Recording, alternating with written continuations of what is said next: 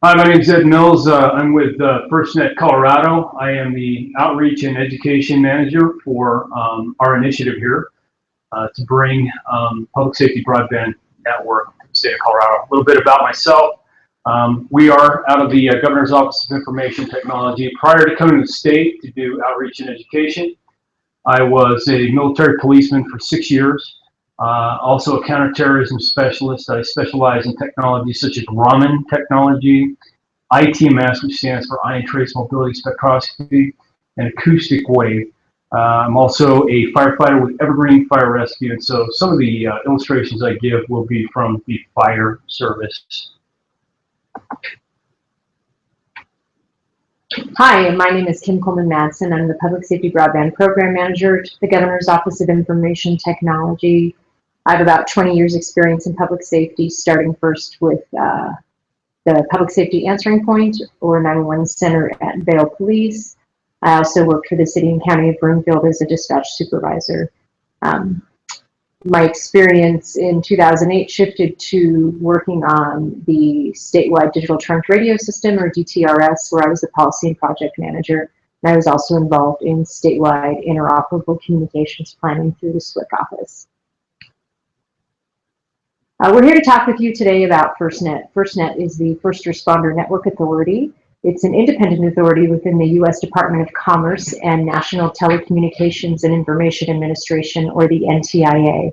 And FirstNet is tasked with legislatively, since 2012, planning for, deploying, and eventually operating the very first public safety broadband network that will be dedicated for use by public safety.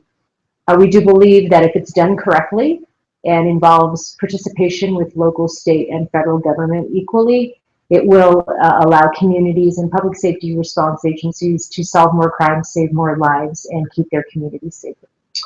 We have a short video to share with you. This is from FirstNet.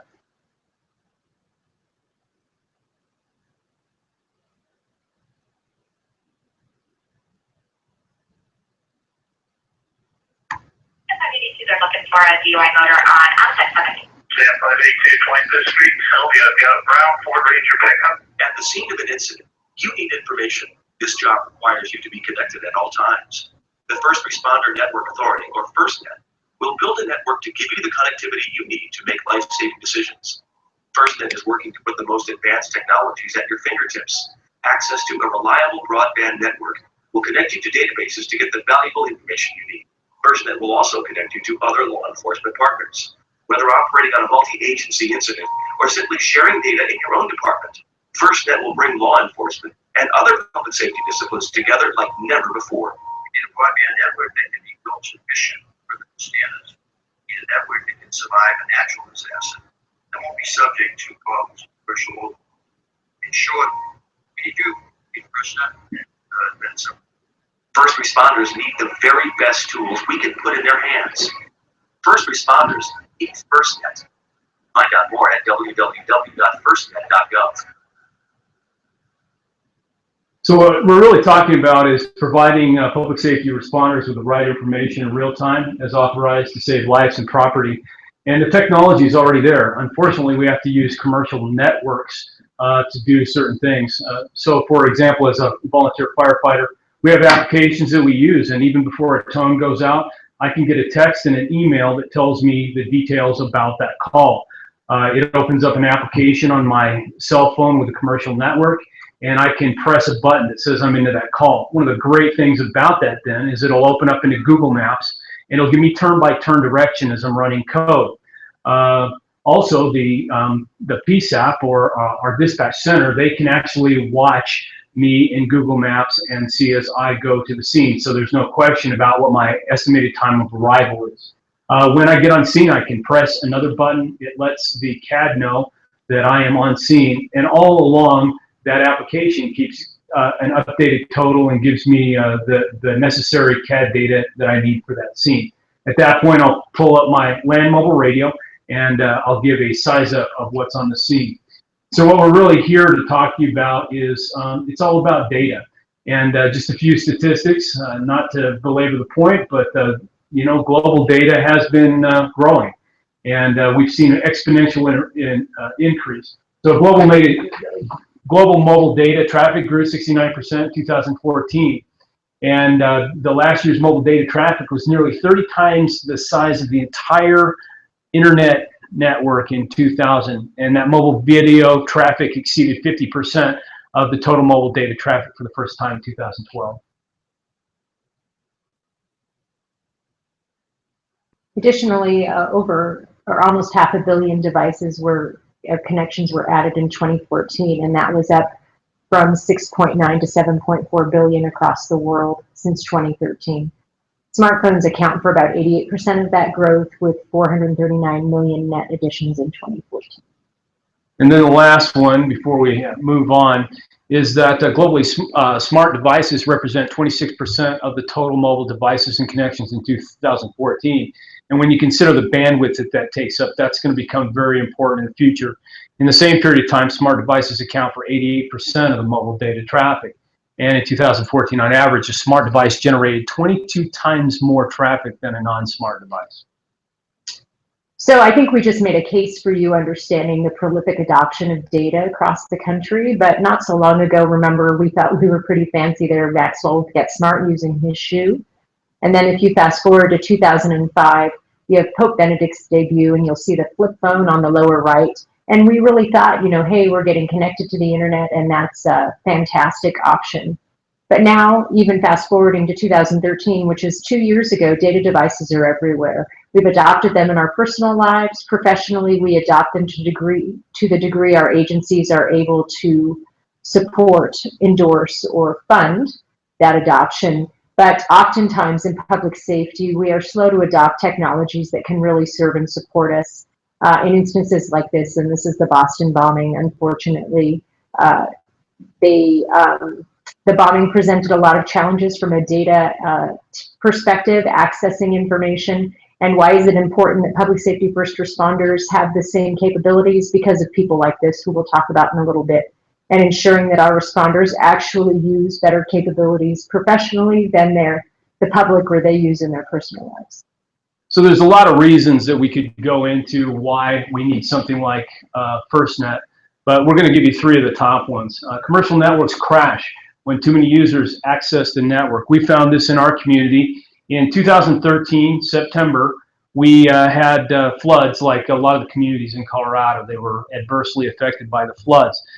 We were using all of our repeater channels on our land mobile radios. We, in some instances, went to simplex where it was appropriate. But the fact was, we just didn't have enough.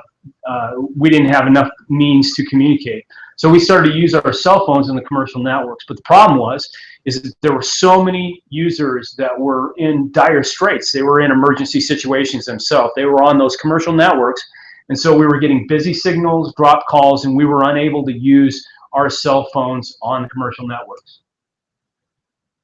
Additionally, commercial carrier networks actually are not hardened or as resilient as the future public safety broadband network would be. And actually, to some degree, they are just hardened as current voice or land mobile radio systems.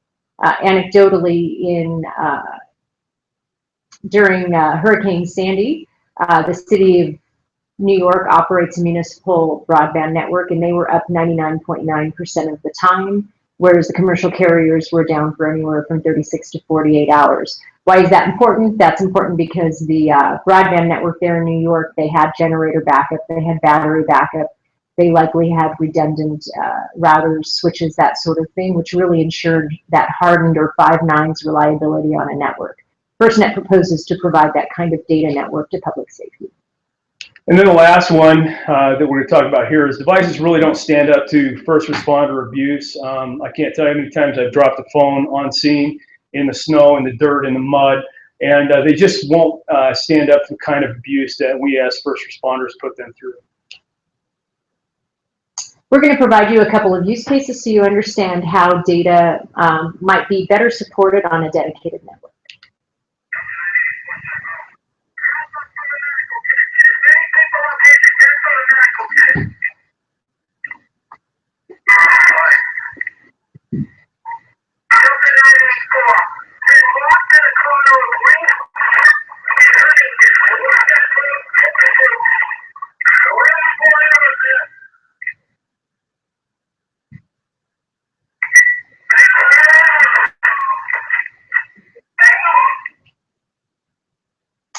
So with a dedicated broadband network, imagine a situation whether it's through pre-planned incident streaming video, whether it's through eventually someone from the general public taking a video, pushing that through the 911 system, 911 assessing or analyzing it, and then pushing it out over a network like FirstNet to first responders, or a first responder eventually getting on scene and taking video. We will have access to information that can inform our response in ways that we never have before. Additionally, we'll have enhanced GIS or GPS capabilities, which will really help paint that common operating picture more dynamically for the responders in the field. Imagine a situation where we know where we've located responders to manage the perimeter of an incident, and we know we are keeping the public generally in and out of. We know where our joint incident command center is, and we are able to map that information dynamically and then push it out to the responders in the field immediately. Imagine through Fusion Center analysis, we actually know who the bad guy is, and we're able to share that information quickly. Officer Collier with MIT during the Boston Marathon bombing was unfortunately a public safety fatality as a result of potentially not being able to share information about who the suspects were quickly and dynamically when authorities didn't know who they were looking for. So we really just want public safety responders and agencies to think about the context within which they can improve or enhance their operations with the advent of a dedicated broadband network. And so not to leave out firefighters and personnel who go for rescues, we have one more use case. It's out wet fire. The wet fertilizer is one of their builds is on fire. There's heavy smoke coming out of the top of it. For us, just about to do that.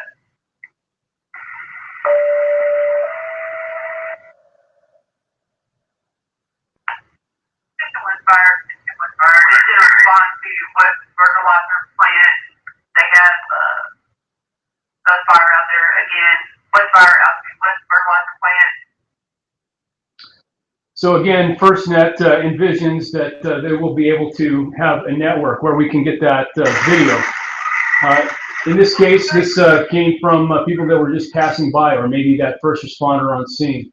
We'll also be able to get information that we have to rely on right now, computer programs. We'll be able to get that information pushed out. In this incident, we have the explosion ratios. Right there you can see nursing home very close, hospital, middle school from the fertilizer plant, high schools in pretty close. We can also start to figure out where we're going to do triage, and as Kim was talking about, how are we going to get responders in and out of this incident so that we can deal with the mass casualties.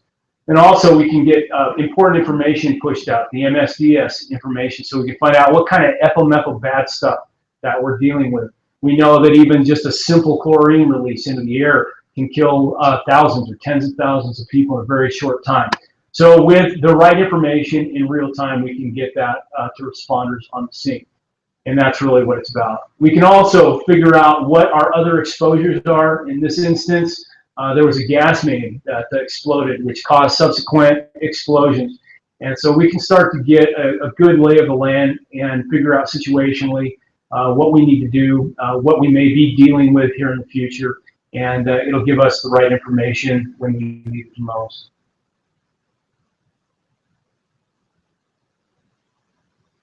Quickly want to share with you a myth and fact about current commercial carrier networks. Oftentimes public safety believes that they have access to a dedicated mission critical data network, just like their current land mobile radio systems, which are mission critical voice capable. And unfortunately, that's not the case. Currently, public safety relies on the same commercial carriers as the public. During a localized or major incident where there's extensive use of the cell sector or bandwidth, that really impacts public safety on a few fronts. Specifically, public safety has no priority or exclusivity or preemption or ability to control the quality of service across the network.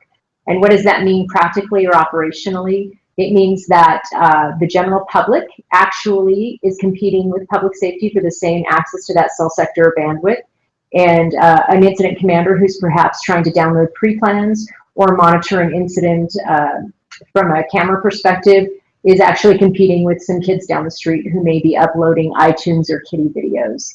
And they have no ability to really preempt that traffic, those users or the applications that the general public are using that really aren't as critical as what public safety might be involved in. And so overall, the quality of service or the ability to manage the quality of the content, how quickly it is responsive to an incident's needs, is not available through a commercial carrier network. FirstNet proposes that priority, preemption, and quality of service will all be addressed and controlled locally to the degree it can from that technology perspective on a network like FirstNet. So this is what commercial carriers sell. This is just to illustrate that there's supposed to be a big pipe out there where information goes in and information goes out. Unfortunately, this is what happens in the situations that we're talking about. This is actually a hurricane evacuation in Texas. And there you can see, there's the bus that's stuck in the same traffic that everyone else is. And I think most people would agree that we need to get first responders outside of that commercial network, that conduit that can get clogged.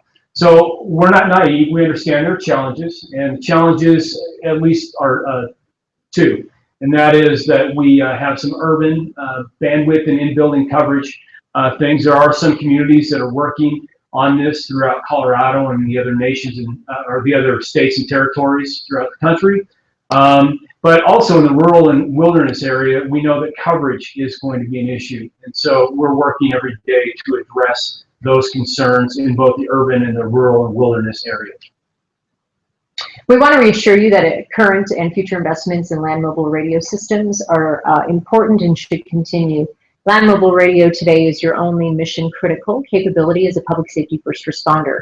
And so what does that mean? That means that network is hardened, resilient, and dedicated to your agency and the responders in the field. In the future, FirstNet will be providing a hardened, resilient, and dedicated data network. However, it will not provide mission critical voice in the short term or initially in the deployment of the network. So we want to reassure agencies that continued investment in land mobile radio capabilities will be needed. And it really will take time not only for FirstNet to deploy a nationwide network, but also for the requirements of public safety, like push to talk, like emergency button, like simplex or proximity services capabilities to be available on LTE or broadband. And as a result, public safety should continue to invest in the system. So I think you'd agree with us. This is what we want for public safety. We want a conduit where information can be sent out and received, and where we're not going to get bogged down in the same commercial networks with the same traffic in those situations. So what is the NPSBN or PSBN? Well, it stands for the National Public Safety Broadband Network, or they call it FirstNet. It's a nationwide 4G LTE, that stands for long-term evolution-based wireless data network to be used by public safety entities, and secondary use, unrecovered lease agreements. We put up here the two reports, the 9/11 Commission report and Hurricane Katrina. And in both those reports, obviously, they had a lot of recommendations, but Congress was very concerned that first responders have a conduit where they can have interoperable communications, where fire can talk to police, police can talk to fire, EMS to police, and you get the scenario. So anyway, even in our own state with the tragic events of Columbine, one of the issues in that, in the after action report, is that they had paramedics going into what was still considered a hot zone, but paramedics couldn't talk to police, police couldn't talk to paramedics. And even in that report, they said this should not happen. Our first responders ought to have a platform where they can talk interoperably to one another. And so that is part of why FirstNet has gotten as far as it has. And here's one of the key statements from that 9/11 Commission report. It says, recommendation, Congress should support pending legislation which provides for the expedited and increased assignment of radio spectrum for public safety purposes. Wanted to quickly give you some background about the law that enabled FirstNet. It came from the Spectrum Act, which was a portion of the Middle Class Tax Relief and Job Creation Act of 2012, and it did a number of things. First, as mentioned earlier, it designated FirstNet as an independent authority within the NTIA. It also designated $7 billion for development of this network. That $7 billion we know will be inadequate to deploy a nationwide network. It's really meant to be seed money for FirstNet to do the full procurement that it needs to do to identify a partner or partner in the future deployment of that network. That $7 billion is available currently through spectrum auctions, and FirstNet is using it in their long-term planning, and there is not a concern from an overall financial perspective whether there will be money available for FirstNet. It is in the bank, so to speak. This act designated $135 million for state and local planning, which allows people like Ed and myself and our peers across the country to do comprehensive education and outreach process with as many public safety stakeholders as we can speak to. And then most importantly, it reallocated the 700 megahertz or D-block spectrum. That spectrum is also referred to as band class 14. Those terms are often used interchangeably. And if you'll notice on this graphic, band class 14 is immediately adjacent to Verizon and AT&T spectrum that is used for LTE or broadband capabilities on those networks. I kind of liken this spectrum to Malibu beachfront property in the spectrum world. It's tremendously valuable as demonstrated by the auctions that funded FirstNet in the past year or so. And so FirstNet has been licensed this spectrum by the FCC, and it is solely for the use of public safety broadband. We've kind of touched on a number of things when it relates to all of these topics that you see on this graphic. However, I do want to quickly hit on priority access, quality of service, and local control as it relates to a couple of things that are important to local agencies in Colorado as we plan for the network. Local control means that in the end, even though FirstNet's legislation mandates that they build a network across the country, the legislation does not mandate that any local or state agency use the network if it doesn't make sense to them. And what that means is, as a consumer of broadband services, they could choose to adopt or stay with a carrier like one of the major 4 carriers, or they could adopt FirstNet, who will be a like carrier. And in the end, if FirstNet fails to provide comparable coverage or compelling cost that would make sense for an agency to adopt the FirstNet network, then there is no obligation to do so. So FirstNet really has a large responsibility to ensure that they deploy a network that really makes sense for public safety, not only in every city and county across the states and territories as well. Local control also means that locally, FirstNet envisions that if we have an incident occurring, the cell spectrum, or excuse me, the cell tower is broken kind of into 3 sectors. And generally, day to day, those sectors are not, the bandwidth or the capability of that given area is not generally eaten up by all of public safety's traffic. However, if we have a localized incident and that bandwidth becomes consumed by public safety due to applications or streaming video as an example, then public safety would have the ability, in theory, to manage the users and applications based on the incident that's occurring. So that's what local control means for FirstNet from a broadband technology perspective. And it's important that you understand the value add that FirstNet believes this will bring to their network. We've also talked about a lot of these things that we've listed here. We just put this up, for your convenience. But we've already talked about enabling and improving situational awareness, and we'll talk about the rest of it as the presentation goes on. So just to reiterate, and what Kim had just touched on is, we really don't have anything to sell you. We really don't want you to drink any Kool-Aid because it's basically going to come down to agency by agency. If FirstNet doesn't make a compelling argument for you to use their network and give you the kind of coverage and capacity that you require for your operations, you're under no obligation to use it.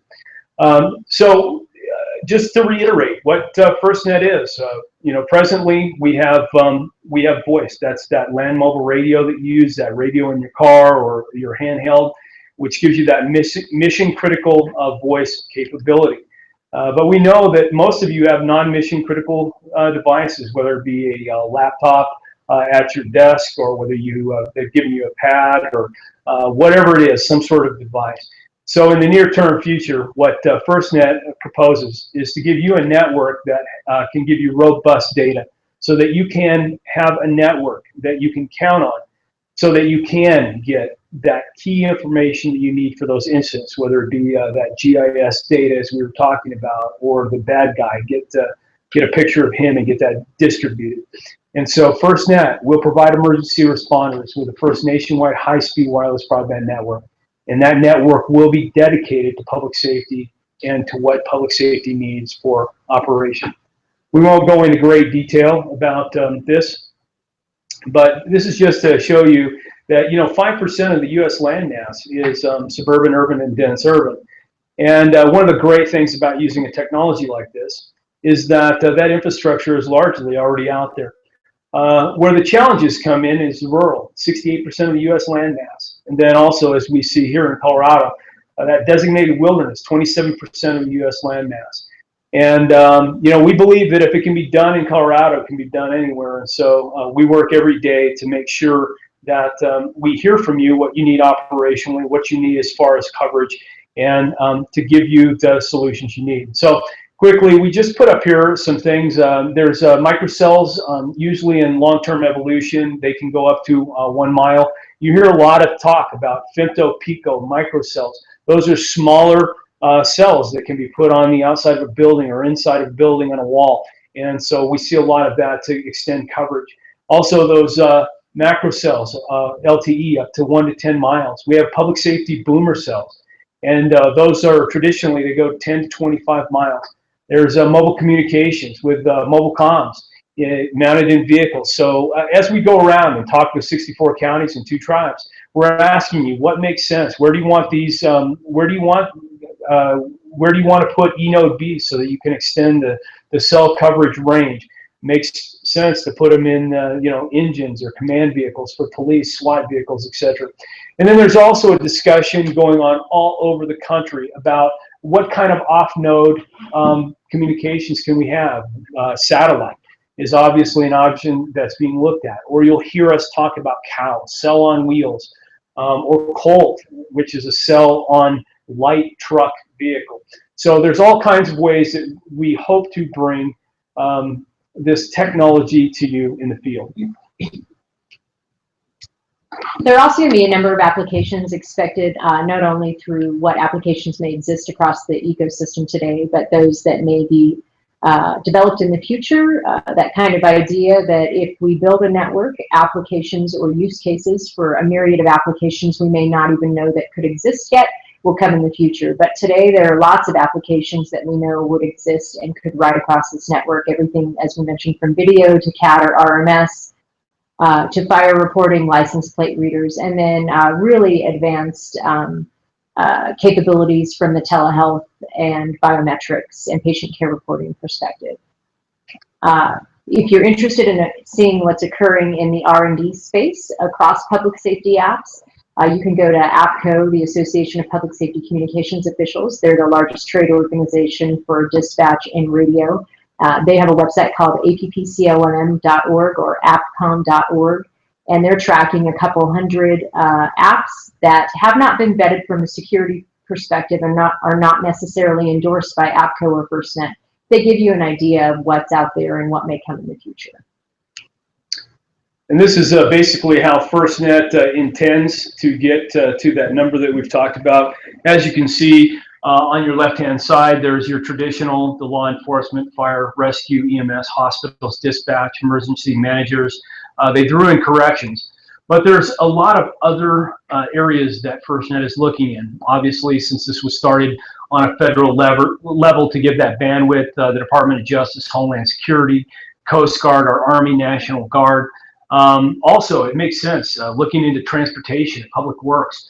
When we go out on calls, if I go out on an electrical call, somebody hit an electrical pole, first person that I call is Excel or one of the other majors, because we're going to need them on scene to shut off the electricity. Also, there's public health, all kinds of utilities, security guards is another possibility, hospitals. Basically, as we go county to county, it's very important to us as a Colorado team working on FirstNet that you tell us who is a public safety entity and who needs to be on the system and provisioned on that system in your county. We also want to ensure that you understand that we believe it all begins with the PSAP, or the 911 center. Across the country, 2/3 of calls received by 911 centers come from mobile devices. In Colorado, that number is much higher, in the 80 to 85% range. And the PSAP is going to be critical in this process. They are the receivers, analyzers, and disseminators of much of the information that we expect to travel a network like FirstNet. And so we want you to understand the importance of PSAPs participating in this process, as well as the synergies to be gained as PSAPs look at deploying next-gen 911 and their ESINet, which is an emergency services IP network. And that's really how they envision getting text and then future multimedia capabilities in from the public, analyzed by the PSAP, and out to the responder in the field. So we have a short video. Back in February of 2015, the Alpine World Ski Championship was in Vail and Beaver Creek. And we want to show you a little bit about what we did as far as a demonstration network there. And then we'll talk to you on the back end about some of the specifics of that.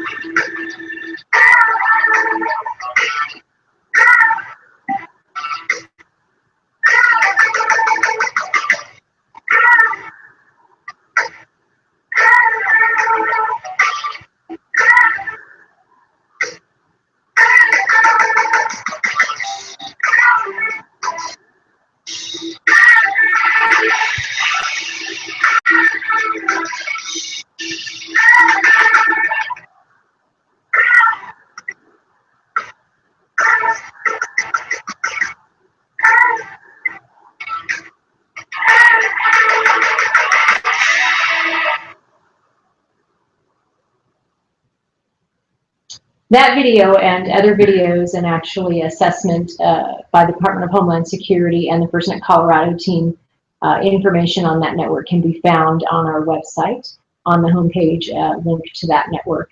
To give you a quick synopsis of what occurred, through a public-private partnership involving multiple vendors, the town of Vail, Eagle County, and the FirstNet Colorado team, we were able to deploy a cell on wheels with its own virtual core network at the race finish in Beaver Creek, which was at about 9,000 feet and really in some challenging terrain. That network supported public safety responders and was networked back to the event command post in the Vail area. Within Vail, Crown Castle had deployed a commercially capable distributed antenna system, or DAS, that three of the 4 large carriers operate on, and we used 4 of those 29 sites to deploy a temporary public safety broadband network using the band class 14 spectrum. We operated about 35 ruggedized devices specific for public safety. We used 5 event cameras deployed by the FBI, and then we had multiple Wi-Fi hotspots, which enabled commercially, personally deployed or professionally deployed, but commercially capable public safety, or not public safety, commercially capable devices that already exist in the public space to use the band class 14 network. We deployed 2 applications, one called Dragon Force, the other called ES Chat, and those were available for responders to use for situational awareness and then push to talk or chat capabilities. Our primary goal was really to support crowd monitoring and traffic control. We really learned a few key things: that the technology performs well and really augmented the land mobile radio capabilities, especially in those challenging areas.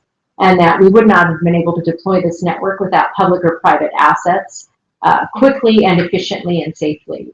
The network was viewed as a must-have. Responders were disappointed to see it taken down and asked when it would be available in the future, which is why we know that when FirstNet is able to deploy the network, it will be welcomed. And then, as we mentioned, it was in a 2-week event, 2 terabytes of data almost, and that was really not even with specific dedicated and primary use of the network.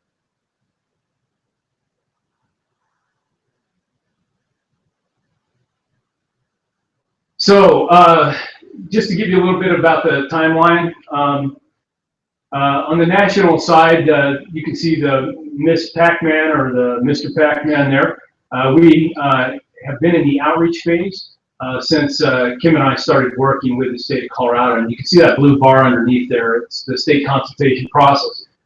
This process is a dynamic process, so it changes from time to time.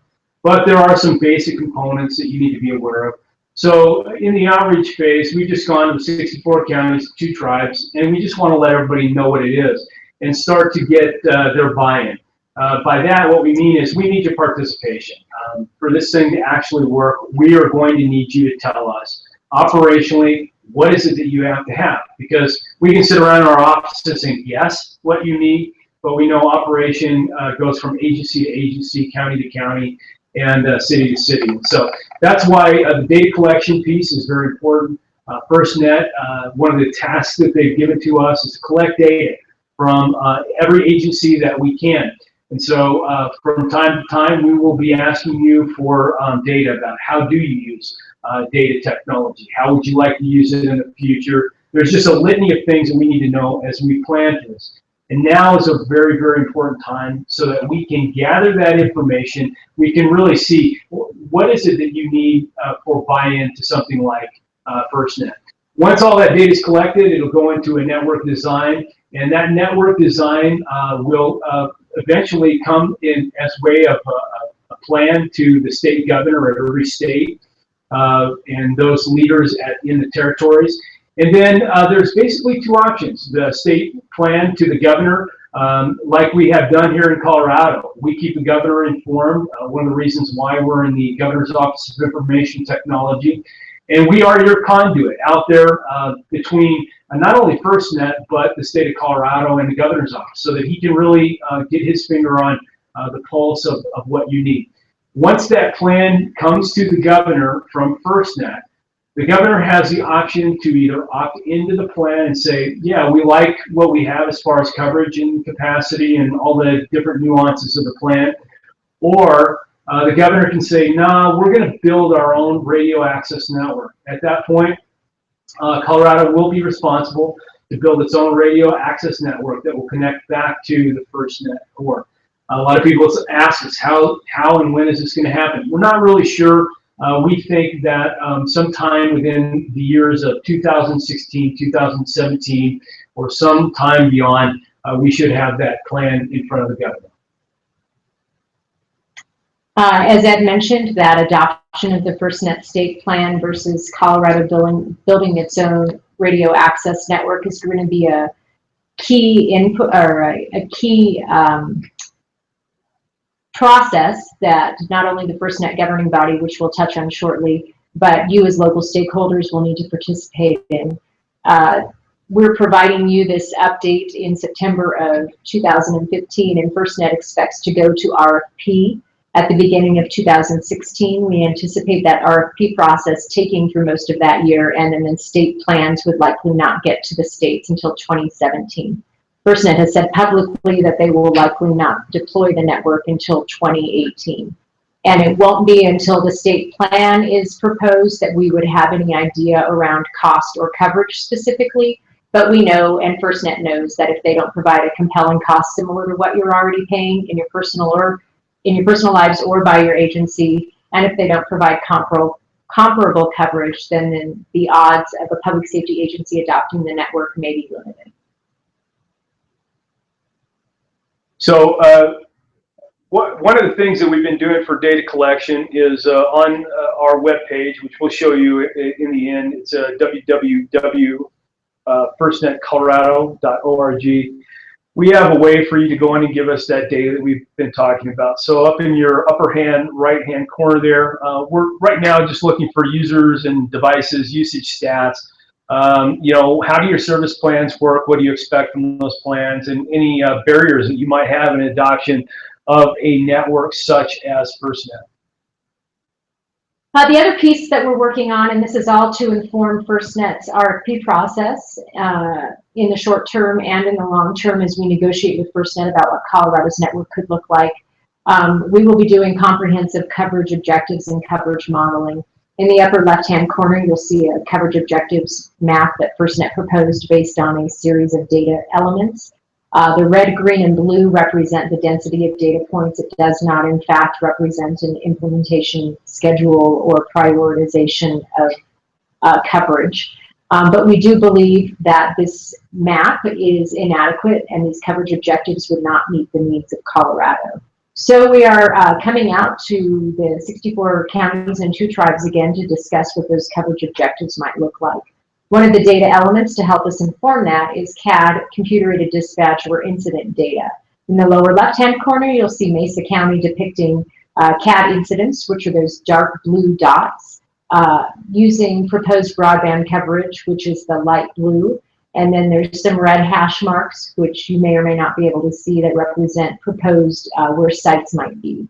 We're actually, as you transition to the lower right-hand corner, we're using a number of potential broadband assets. They could be existing telecom towers or sites, or they might be what we call community anchor institutions, which are buildings like county or city buildings. They might be hospitals or fire stations, police stations, schools, libraries, where a network could be deployed and where we can get the best bang for our buck in terms of an overall network design. And we really do want to look at what public assets could provide in terms of giving Colorado the best network possible. FirstNet, the ability for states to interact with FirstNet through an official notice process in the Federal Register has been ongoing and will be ongoing through this process. Colorado has participated in multiple notice responses, and all of those can be found on our website. We just wanted to highlight a couple of things. In the second notice process, which was really around the state plan and radio access network, where the state has to determine if we'll connect to FirstNet or provide our own radio access network. We gave input about Colorado believing that that needs to be a largely locally controlled process. And there needs to be a clear process for us to be able to respond to, first to understand what FirstNet has provided and to respond appropriately. And then the most recent third notice included the definition of a public safety entity. So FirstNet is trying to finalize what that use of the network might look like and who would be using it. We've got traditional public safety entities like law, fire, and EMS and emergency management. But we believe in order to drive down cost and drive adoption and really effectively interoperate and share information, that public safety definition needs to be looked at broadly, as Ed mentioned earlier, everybody from education to hospitals to federal partners to state partners to utilities. So if you're interested in those responses, please go to our website and you can read more. Lastly, we wanted to share with you that Colorado does have a governing body that's representative of all of the disciplines and levels of government and actively participates in Colorado's planning process. They are available for you as a stakeholder if you don't want to interact with the state necessarily and you really do want to get a local approach. Our chair is Chief Eric Tade with Denver Fire. He represents the Colorado State Fire Chiefs Association. And our vice chair is Councilman Bob Pfeiffer from the city of Arvada, who represents the Colorado Municipal League.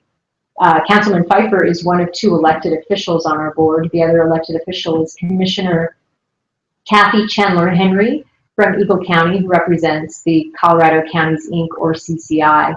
As I mentioned, we have representation across disciplines, which includes Police Chief Joe Ribeiro from Manitou Springs. It represents Chief Randy Lesher from Poudre Valley EMS, and he represents the MSAC. We have representation from Sheriff Chad Day with Yuma County of the Colorado Sheriff's Organization. We also have representation from First Responder Organized Labor through Deputy Fire Chief Mark Krapp of West Metro Fire, and then rural Colorado is representation through Paula Creasy with Grand Junction Police Department. Additionally, we have 3 state representatives, Brian Shepard, who's the state single point of contact for FirstNet, representing OIT. We have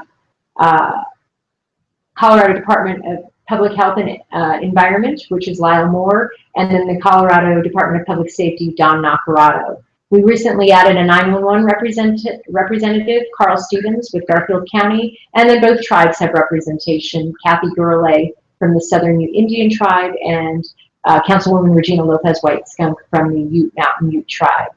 And then last we have ADCOM 911, represented by their Executive Director, Joel Estes. ADCOM has a seat on our board because they actually are host to one of the 5 pilot public safety broadband networks that exist across the country. So it's really important that they provide input. They are one of 5 entities providing real-life, real-time information on how a future network will operate back and providing that information back to FirstNet.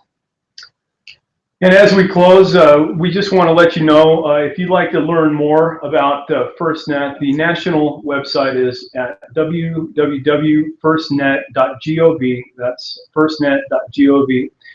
And our team here, state of Colorado, we have put up a website specifically for you, and that's at firstnetcolorado.org.